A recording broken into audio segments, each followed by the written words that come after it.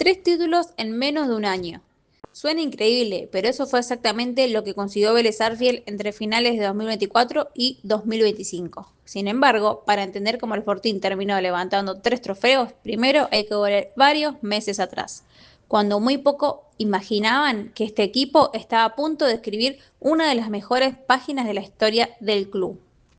Durante gran parte de la última década, Vélez había vivido momentos muy distintos a los que acostumbró a su historia durante los años 90 y comienzos de 2000. Después del campeonato conseguido en 2013 con Ricardo Gareca y de la Supercopa Argentina ganada en 2014, el club atravesó temporadas irregulares. Hubo clasificaciones a copas internacionales, algunos buenos equipos, pero también campañas muy complicadas, al punto de pelear por la permanencia en distintos momentos. Por eso, cuando comenzó el 2024, el principal objetivo era volver a ser competitivo. Para lograrlo, llegó Gustavo Quinteros, un entrenador que venía a ser campeón tanto en Ecuador como en Chile, y que rápidamente le dio una identidad muy marcada al equipo.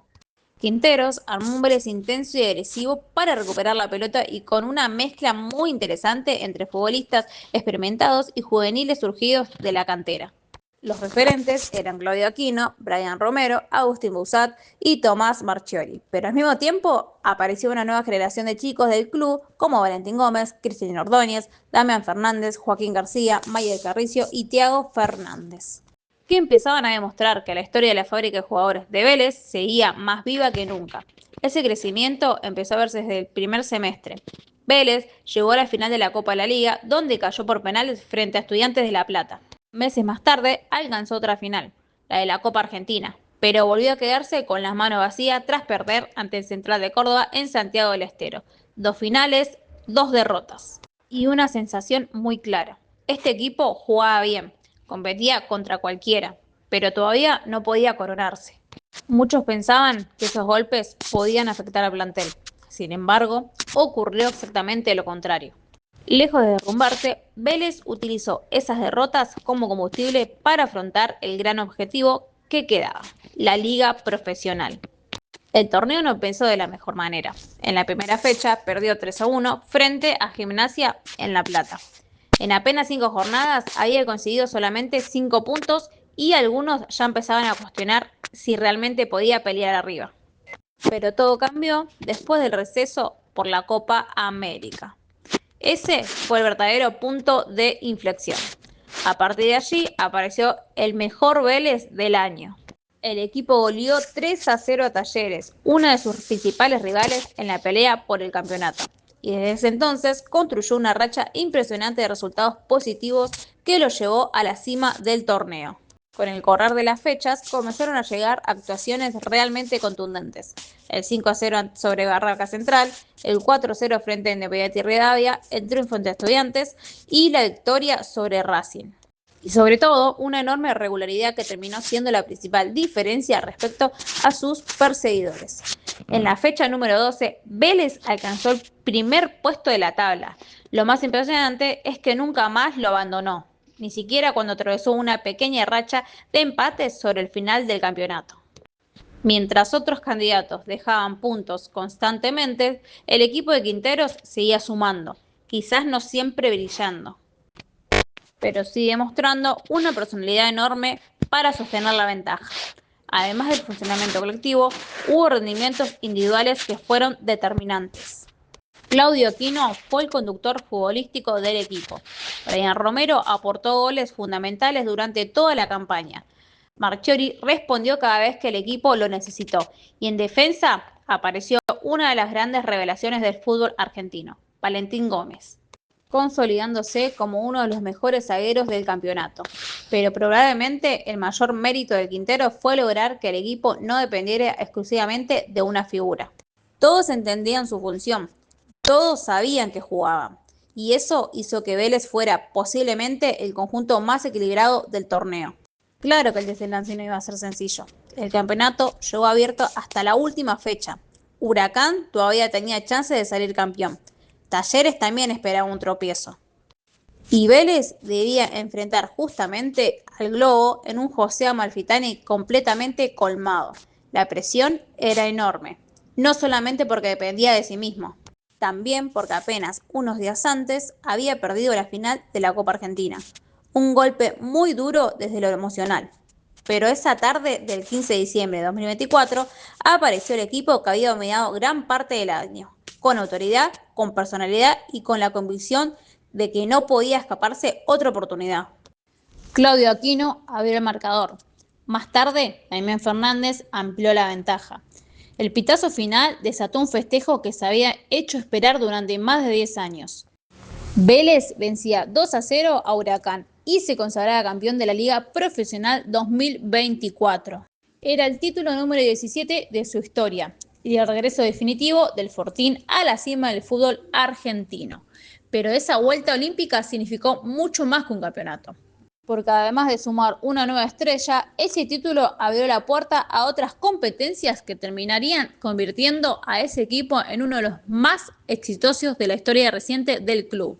Y justamente ahí comienza la segunda parte de esta historia, porque gracias a esa consagración, Vélez obtuvo el derecho de disputar una copa cuyo formato todavía genera muchísimas dudas entre los hinchas, la Supercopa Internacional. Después de consagrarse campeón de la Liga Profesional 2024, Vélez volvía a estar en lo más alto del fútbol argentino. Pero ese no iba a ser el único premio, porque aquel campeonato también le abrió la puerta a una final muy particular, una que incluso hoy sigue generando dudas entre muchos hinchas, la Supercopa Internacional. Y la primera pregunta es justamente esa: ¿qué es la Supercopa Internacional? Para responderla hay que remontarse a 2022. Ese año, la AFA creó un nuevo torneo oficial llamado Supercopa Internacional. A diferencia de la Supercopa Argentina, esta copa nació con la idea de disputarse fuera del país. De ahí justamente su nombre, Internacional. Su formato establecía que la jugarían dos equipos. Por un lado el campeón del Trofeo de Campeones y por el otro el mejor ubicado de la tabla anual, siempre y cuando no fuera el mismo equipo. Pero con el paso de las temporadas aparecieron distintos escenarios que obligaron a modificar los criterios de clasificación. Y justamente eso fue lo que ocurrió con la edición correspondiente al 2024. Vélez se había consagrado campeón de la Liga Profesional. Mientras tanto, Central Córdoba de Santiago del Estero había hecho historia al conquistar la primera Copa Argentina de toda su existencia. De esa manera quedó conformada la final. Por un lado el campeón del torneo de la Liga, por el otro el campeón de la Copa Nacional. A diferencia de la Supercopa Internacional, acá no hubo necesidad de aplicar criterios de desempate ni reemplazos. Cada equipo obtuvo su lugar ganando una competencia diferente. Y ese detalle es importante porque muchas veces ambas copas se confunden. La Supercopa Internacional utilizó criterios relacionados con la tabla anual y el reglamento de la AFA.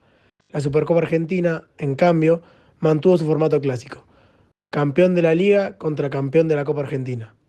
Mientras tanto, Vélez atravesaba un momento de cambios. Después de haber sido campeón con Gustavo Quinteros, el entrenador dejó el club para continuar su carrera en el exterior.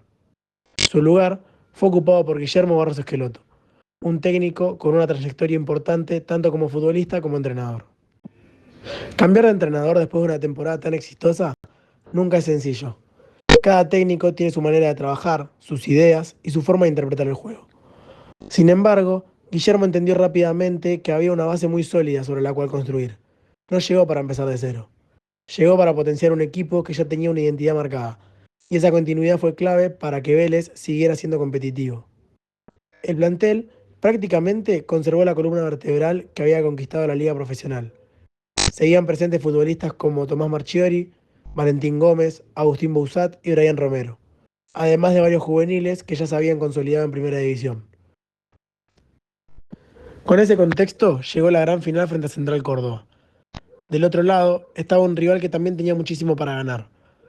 Para el conjunto santiagueño era la posibilidad de sumar otro título nacional y seguir escribiendo la etapa más importante de su historia. Pero desde el comienzo quedó claro que Vélez quería cerrar definitivamente aquella extraordinaria temporada.